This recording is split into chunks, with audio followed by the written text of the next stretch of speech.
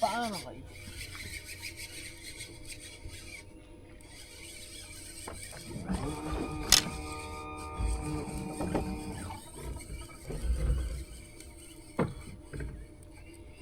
Oh yeah. Come on. Hit this one, please. Oh my God.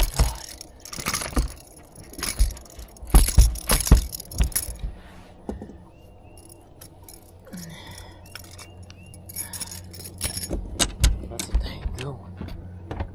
YouTube, what's up? Back again for another video here on Andrew Upshaw Fishing. Guys, today we are talking buzzbait. Just like the one you just saw in that first clip of the video, that catch. That was almost a 4-pound bass I caught at Logan Martin just a few weeks ago. But guys, fishing a buzzbait in the fall is easily one of my favorite ways to catch fish.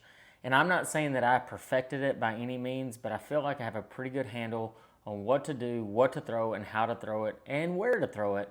That might help you along the way. But real fast, if you get a chance, hit that subscribe button in the bottom right-hand corner, or just subscribe anyway. I mean, there's a lot of guys on here that don't subscribe, and it really helps me out if you do. And like this video and share it with a friend that does not know how to throw a buzzbait, which might be your team partner or your best friend. Either way, make sure you share that video. But hey guys, let's talk buzzbait fishing.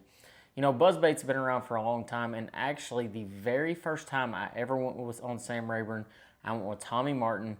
He took me out there, took me buzzbait fishing. It was a nasty, nasty, windy, rainy day in the fall. I'd never even been on Sam Rayburn. I literally taught myself how to use a bait casting reel like 2 weeks before even going with him on that trip. We caught like 25, 26 pounds and had one of the most memorable days I've ever had throwing a topwater bait. You want to talk about hooking an angler and getting them ready to go out there and spend all the money in the world to go fishing? Take them buzzbait fishing in the fall, and that's exactly what will happen. So let's talk buzzbaits. You know, a couple weeks ago at Logan Martin, I was using one particular buzzbait, and it is right here. Now, I'm not going to lie to you. I go through a bunch of different types of buzzbaits, style buzzbaits, sounds of buzzbaits, depending on where I'm at and what I'm doing. On this particular one, I was using this one. Actually right here is a Jacob Wheeler buzzbait. It's just one that I turn to from time to time. Wheeler is a really, really good buzzbait fisherman. And in this situation, it was the one that I turned to because, and I'll explain it, I had one tour grade buzzbait with me.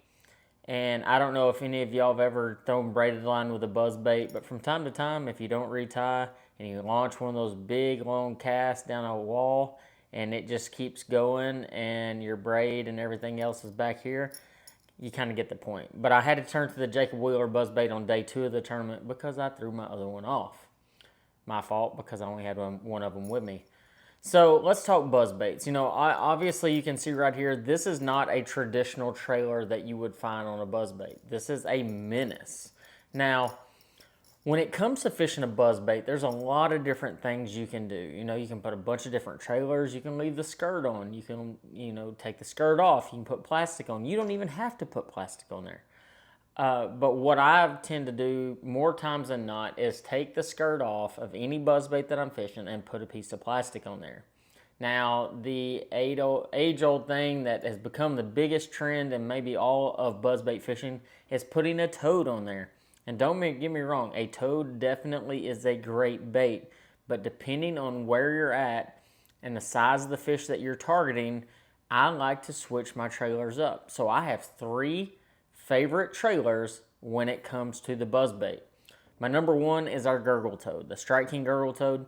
The reason I like the gurgle toad is obviously it has a flat surface, but the other big thing is it's extremely durable. So when I thread that thing up on a buzzbait, I put a little bit of super glue on there, and I might catch 10, 12 fish before I actually tear one up because it's so, the plastic is so thick and so hard that it will stay on there. You can skip that buzzbait around and catch a lot of fish. My number 2, though, is the menace. I love throwing a menace on there. It's a little bit more streamlined, a little bit more compact, and for fish with smaller mouths like a spotted bass, I feel like they get that in their mouth a little bit better and a little bit easier. And it still has that drawing power with those flat rage legs going in the background. You can do this with a skirt too, guys. You don't have to just put plastic on there. You can leave the skirt and put all these baits on there, bulk it up, make it big, and you still get those bites. Now, my third favorite bait is actually a rage swimmer, and I will actually vary the size of the rage swimmer depending on the size bait fish that I'm trying to target. Now, I will say this, I do not like going bigger than a 3.75 inch rage swimmer, but I'll use from a 3.25 to a 3.75. If they're eating little shad, I'll throw that 3.7 or 3.25. A little bit bigger shad, I'll go to that 3.75. Now, I will say I do like keeping my skirt on in that situation. I feel like it helps the buzzbait track just a little bit better, and I do believe that that actually helps from time to time. Now, buzzbait size. Buzzbait size has always been a long argued thing. If you go up to Lake of the Ozarks, they like throwing a 3/4, a half to 3/4 ounce buzzbait. And if you go in certain places in the South, they like throwing that little bitty 1/8 ounce buzzbait, the tiny buzzbait. Well, I'll be honest, I have a little bit of everything when it comes to throwing a buzzbait because I do believe that certain places, certain types of buzzbaits matter more than others. Now, day in and day out, you can take a standard size like this with a 3/8 ounce buzzbait with a standard size blade like the Jacob Wheeler one. You can take our tour grade buzzbait that's a 3/8 ounce as well. The other really, really good one is the one that they make for Academy. It's Greg Hackney's. It has that same white style head on it, silver blade. I mean, it does get a lot of bites. Now, as far as size goes, if I'm fishing a standard reservoir, you know, a Logan Martin, Lake of the Ozarks, you know, I mean, I could Gunnersville, Rayburn, all of those.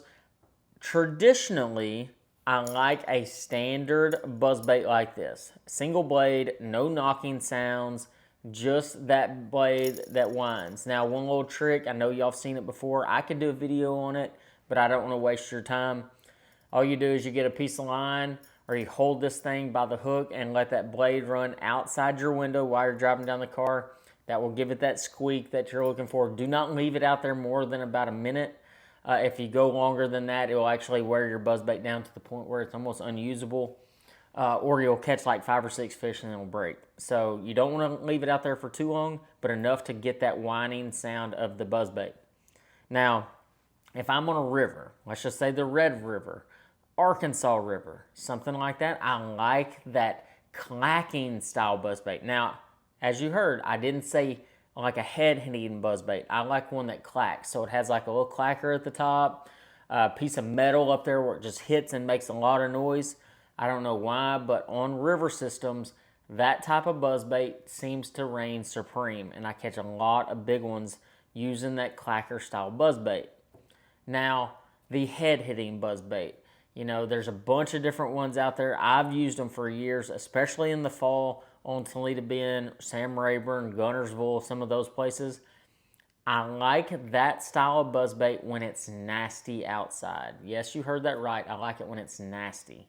I want to have a little bit of extra sound, especially if it's raining or it's really windy. I like that little bit of extra noise that will draw those fish up. If it's calm, sunny, or just not doesn't seem like the right type of buzzbait day, that's when I go to the standard blade like this one. If it's a high pressure day, sometimes I'll go to a 1/4 ounce with a little bit smaller blade than this one and catch them. Now, when it comes to buzzbait colors, you know, there's a lot of people that do a lot of different stuff with a buzzbait as far as colors go, and I'm not going to lie to you, I keep it extremely basic. I basically throw 3 to 4 colors, mainly 3 colors, all right? So day in, day out, I throw a white buzzbait. When I say by white buzzbait, the trailer is primarily white or pearl, something along those lines. Silver blade in that situation. Sometimes a gold blade, just depending on where I'm at and what I'm doing. But I do like that silver blade this time of year, especially when they're feeding on really small shad. I just think it really gives that a little bit more flash that you might need. The next color is I will either go to the gold blade or silver blade, but I'll go to more of a transparent shad color. If it is extremely clear water and I feel like that the buzzbait's just a little bit too loud or they're missing it or something along that lines, they're blowing up on it, not eating it, I'll go to more of a transparent menace. I really like that Sexy Shad 2.0 in that situation. It has a little bit of transparent on the bottom. a muted chartreuse, a little bit of blue, but it really blends with that water well.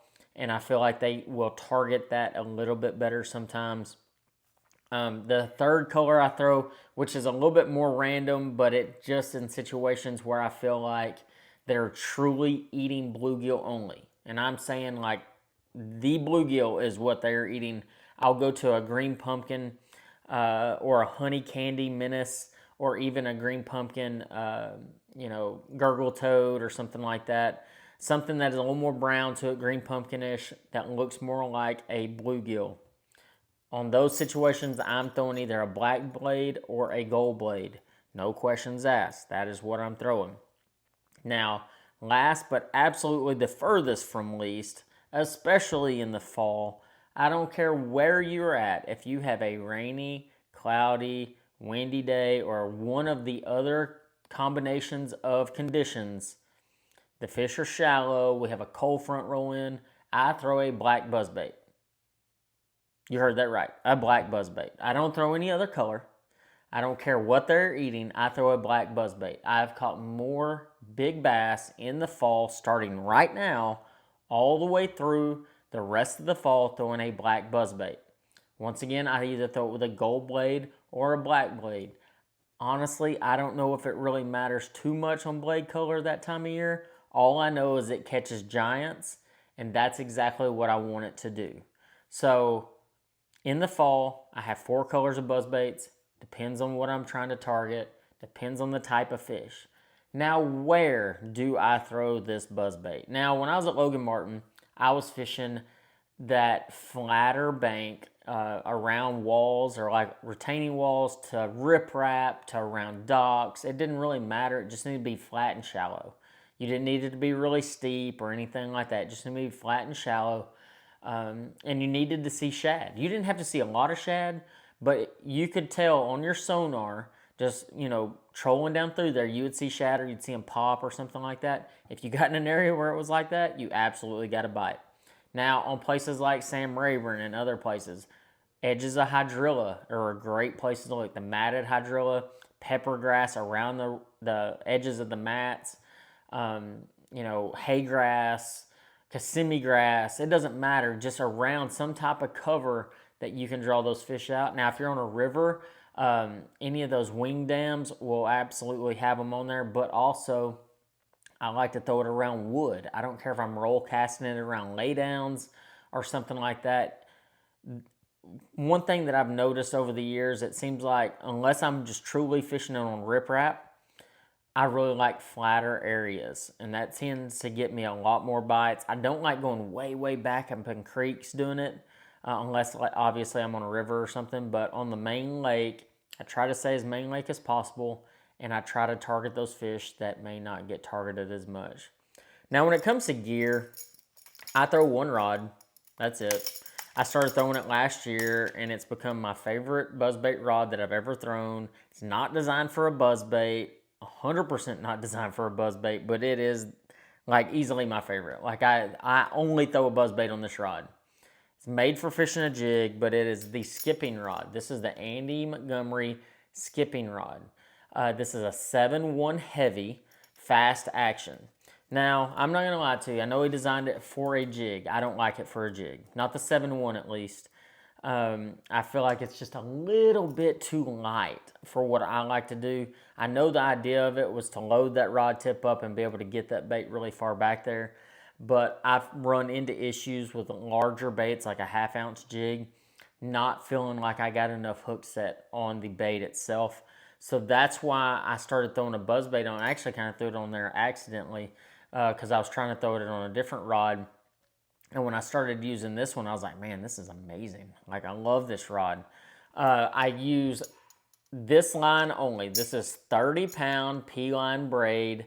I don't go to 50. I don't go to 65. I don't go to 10 or 20. I throw 30 exclusively all the time. I know exactly what I'm getting. I know how it handles. It casts well. I can get long casts. I can skip it. I can do anything and everything I want to with it.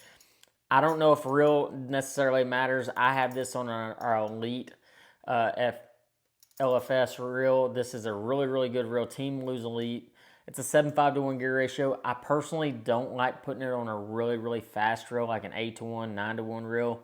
I think you can easily overfish the speed of the buzzbait. Speed is everything. You don't want to just be go. You want that bubbling sound. You want to hear a difference in the blade knocking. You want to hear everything going down with that buzzbait. And that 7.5 to 1 gets everything done. I rarely ever have one that hits it where I can't land it.